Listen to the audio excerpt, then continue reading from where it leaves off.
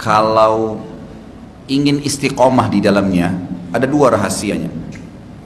Yang pertama, menyadari dan mencari tahu bahwasanya itu perintah Allah. Artinya kita sadari ini perintah Allah dan kita mencari tahu apa yang Allah janjikan di ibadah itu. Biasanya bahasa sederhananya fadilahnya. Ini mungkin sudah umum, banyak orang Islam yang tahu. Tapi yang kedua nih, yang banyak kaum muslimin tidak sadari, ibadah itu kalau bahasa saya pribadi tanda kutip harus dipaksakan. Kalau ibadah ini kita tidak paksakan di dalam diri kita, tidak dijadwalkan, maka kita tidak akan pernah ibadah sampai mati.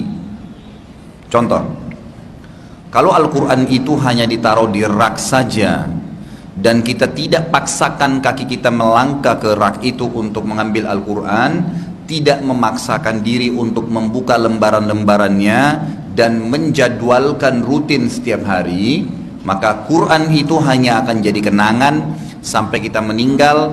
Cucu kita pun hanya akan, bukan cuma anak, sampai cucu kita pun hanya mengatakan, oh itu dulu Quran kakek saya, oh itu Quran nenek saya. Mereka pun tidak akan menyentuhnya. Kalau antum dari sekarang tidak paksakan diri, tanda kutip, untuk sholat malam, tahajud mulai malam ini sampai ajal datang, pastikan antum sampai mati tidak akan tahajud, mustahil. Harus paksakan diri, bunyiin jam beker, lebih cepat tidur, jadwalkan, harus. Dan merasa rugi kalau sempat ada yang kelepas. Tarik dalam semua ibadah, apapun itu. Dan tanda kutip kata paksa ini Allah Azza wa Jalla gunakan dalam Al-Quran. A'udzubillahi minasyaitonirrajim, walladzina jahadu fina lanahdiyannahum subulana. Orang yang memaksakan diri ke jalan kami, orang yang memaksakan diri menjalankan perintah-perintah kami, orang yang memaksakan diri untuk meninggalkan larangan-larangan kami akan pandu, kami akan tolong, kami akan permudah dia untuk menyelesaikan jalan-jalan kami itu.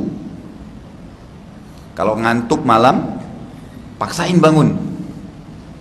Ingat hadis Nabi SAW, kalau anak Adam tidur diikat oleh syaitan dengan 3 ikatan. Kapan dia tahmid, memuji Allah, bangun tidur dengan baca doa bangun tidur, alhamdulillahilladzi ahyana ba'da ma amatana wa ilaihin nusyur. Segala puji bagi Allah yang telah menghidupkan kami setelah mematikan kami, dan kami akan kembali kepadanya. Akan terlepas 1 ikatan. Dan kalau dia berwudu, ini dipaksakan lagi, bukan cuma baca doa, ngantuk, berdiri ke kamar mandi, dia wudu, terlepas ikatan yang kedua. Dan kalau dia sholat, ini tahapannya ya, paksain lagi, dia paksain sholat, maka terlepas ikatan kedua, ketiga, dan engkau akan mendapati orang tersebut paling bahagia di harinya. Ceria. Coba praktekin deh, cuma 3 jam tidur Ustaz, malam-malam ngantuk, coba paksain bangun sholat malam, jalankan, baca ayat semampunya, ngantuk dilawan sedikit, azan subuh ke masjid sholat. Coba perhatikan begitu selesai sholat subuh, saya jamin ikhwan dan akhwat sekalian, anda hilang ngantuknya dan semangat pada hari itu ingin buat program-program. Bahkan kadang-kadang subhanallah kita kalau tidak punya program, tidak maksain ibadah seperti ini, maka biar tidur 8 jam semalam tetap aja ngantuk habis subuh. Beda. Tidak bisa kalau tidak dipaksakan. Lewat orang miskin, jangan perhitungan, langsung keluarin, paksakan diri, masukkan tangan ke kantong, kasih. Biar setan kasih 1000 opsi, 1000 penawaran, janganlah, masih muda lah, beginilah, begitulah, kau masih perlulah, a'udzubillahi minasyaitonirrajim, kasih. Dan ikuti pemaksaan diri terhadap ibadah ini saudaraku, dengan tidak ragu sedikit pun terhadap janji Allah. Ingat, beda pahalanya begitu datang perintah, orang yang langsung kerjakan tanpa bertanya ada hikmah kah, nggak ada hikmah kah, sholat langsung atau ibadah langsung, dengan orang yang ragu, kerjain nggak ya, beda pahalanya. Kita kasih contoh, dan pernah saya sebutkan riwayat perang Mu'tah, salah satu peperangan yang Nabi SAW ngirim 3000 pasukan sahabat menuju ke wilayah Romawi, dipimpin oleh 3 orang sahabat. Ini sudah pernah saya sampaikan riwayat ini, tapi saya reviewkan kembali karena ada yang kita ambil pelajaran dari kisah itu.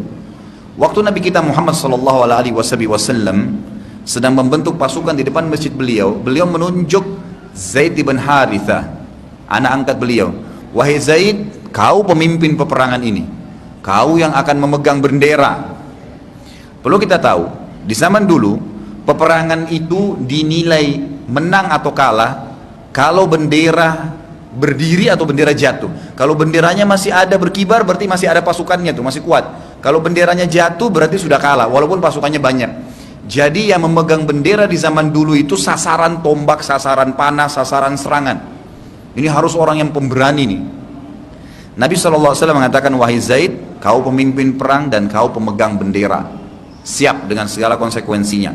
Lalu kata Nabi SAW, kalau kamu terbunuh, kamu akan digantikan oleh Ja'far bin Abi Thalib. Ditunjuk kakaknya Ali bin Abi Thalib. Kamu Ja'far jadi pemimpin, kamu yang akan pegang bendera. Berarti sama konsekuensi. Hati-hati, seakan-akan tombak, anak panah, serangan musuh, kamu akan disasar. Ja'far terima. Kata Nabi SAW, wahai Ja'far, kalau kau terbunuh, ditunjuk sahabat yang ketiga, Abdullah bin Rawaha. Wahai Abdullah, kamu yang gantiin Ja'far. Ringkas cerita, berangkatlah pasukan ke medan perang. Pada saat sedang berkecamuk peperangan, Nabi kita Muhammad SAW diberikan karunia oleh Allah Subhanahu Wa Taala bisa melihat peperangan tersebut dan menceritakannya. Ini sekarang lagi berkecamuk peperangan, si fulan takbir, si fulan menyerang, terus diceritakan. Sampai Nabi SAW sempat mengatakan, Zaid bin Harithah masuk di kancah peperangan, di tengah-tengah menyerang musuh, kemudian dia ditusuk oleh musuh, mati syahid, dan bendera muslimin sedang jatuh bendera. Tidak ya, lewat sesaat, kata Nabi SAW, kecuali Ja'far bin Abi Thalib datang menyambut bendera tersebut, lalu memegangnya dan menyerang musuh. Lalu ada satu orang musuh yang sempat menebas tangan kanannya Ja'far, terpotong. Ja'far bin Abi Thalib yang tadi pegang bendera di tangan kanannya radhiyallahu anhum ajma'in, memegang kembali dengan tangan kirinya. Lalu tangan kiri Ja'far dipotong oleh musuh, dua-duanya putus. Sebelum bendera jatuh, kata Nabi SAW, Ja'far sempat menjepit tiang bendera dengan sisa tangannya. Lalu musuh datang dan menusuk dadanya, meninggallah mati syahid Ja'far. Sudah dua pemimpin Nabi SAW mati, sekarang yang ketiga, Abdullah bin Rawaha. Kebetulan subhanallah, waktu sedang terjadi tadi Ja'far terbunuh itu, Abdullah bin Rawaha ini ada di sebelah Ja'far, karena memang dia yang bertugas kalau bendera jatuh dia harus pegang, jadi dia harus selalu berada di sebelahnya.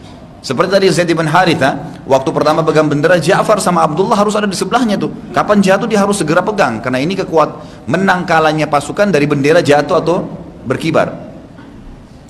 Abdullah waktu melihat tangan Ja'far dipotong kanan, dipotong kiri, dalam mucar, dadanya ditusuk, pemandangan yang luar biasa nih. Ja'far radhiyallahu anhu sempat diam sebentar. Lalu dia motivasi dirinya, dia mengatakan, wahai Ja'far, wahai Abdullah, tinggal satu langkah lagi, kamu menyerang musuh, ditusuk, surga yang luasnya seluas langit dan bumi. Lalu Abdullah mengatakan Allahu Akbar. Dia ambil bendera tersebut lalu diangkat, kemudian dia masuk kancah peperangan sampai terbunuh mati syahid. Ringkas cerita juga, saya ringkas riwayatnya. Nabi kita Muhammad SAW berkata, 3 orang teman kalian ini sekarang sedang disiapkan oleh Allah Subhanahu Wa Taala singgasana di surga. Belum dipakai, tapi sudah disiapin nanti kalau masuk surga. Kalau Zaid bin Harithah dengan Ja'far bin Abi Thalib disiapkan singgasana yang besar, kakinya 4 penuh dengan permata-permata yang bagus. Sementara Abdullah disiapkan singgasana yang lebih kecil, kakinya 3, permatanya lebih sedikit. Para sahabat bertanya, ya Rasulullah, kok bisa beda? 3-tiganya pemimpin anda, 3-tiganya sahabat anda, 3-tiganya mati syahid. Kata Nabi SAW, ini yang digarisbawahi, karena Abdullah sempat ragu sejenak. Keraguan sejenak tadi itu mengurangi fasilitas. Kalau ada fakir miskin lewat, setan bisikin, ada orang kasih nggak ya? Sama nggak pahalanya dengan ada orang fakir miskin lewat langsung korek kantong kasih, kalau perlu nggak perlu lihat jumlahnya, sama nggak pahalanya? Beda. Ada orang dengar azan dengan sholat atau nanti ya, azan tutup tokonya langsung berangkat ke masjid, sama nggak pahalanya? Beda pahalanya. Jadi dalam ibadah ini selain memaksakan diri, juga tidak boleh terlambat, jangan tunda, jangan dahulukan apapun bila dipertemukan dengan ibadah kepada Allah Subhanahu Wa Taala.